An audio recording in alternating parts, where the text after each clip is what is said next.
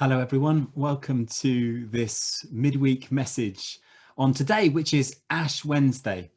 And Ash Wednesday, as you will know, I'm sure, marks the beginning of Lent, a 40-day period in the build-up to Easter, when we have an opportunity to turn our lives back to the Lord. Often you'll hear people saying, and maybe you've thought about it already, what am I giving up for Lent? A friend of mine at school used to give up Mars bars for Lent. He was religious about this, although not a person who ever went to church. And every Ash Wednesday each year, he would say, I'm giving up Mars bars for Lent. And he would. He'd spend several weeks without eating a single Mars bar. And on Easter Sunday, he used to gather 40 Mars bars and he would work his way through them. Now, I think he probably got the wrong idea about Lent. Lent is not just about giving things up for the sake of it.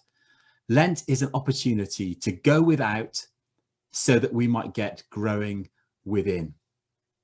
Today marks the beginning of Lent, and I hope that you'll join us this evening at our Ash Wednesday communion service, which will be done via Zoom.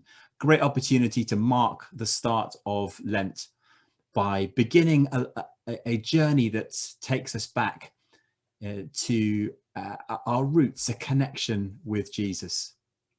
If you want a key verse for Lent, then you can't do much better than James chapter 4. It says this in James 4 verse 6, it says, God opposes the proud, but shows favor to the humble. Lent is an opportunity for us to humble ourselves before the Lord, to maybe give something up that you would normally have as part of your daily life. It may be food, it may be watching TV, it may be, I know some people, I did this one year, fasted from social media for a month in the build up to Easter. An opportunity to go without so that you might get growing within. Lent only really works if you're giving something up, if you're replacing it with another thing. So not just stopping eating or stopping watching TV or whatever it may be, but replacing that thing with an opportunity to spend time in God's presence, to pray or to draw near to him. So why don't you, as an example of how you can do that, what are the practical ways that we could humble ourselves before the Lord this Lent time? Number one, you could download this app, Live Lent. God's story, our story, connected together. Every day, a little Bible reading, a prayer, a thought.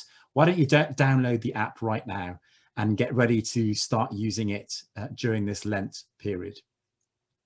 James chapter 4, verse 10 says this, humble yourself before the Lord and he will lift you up.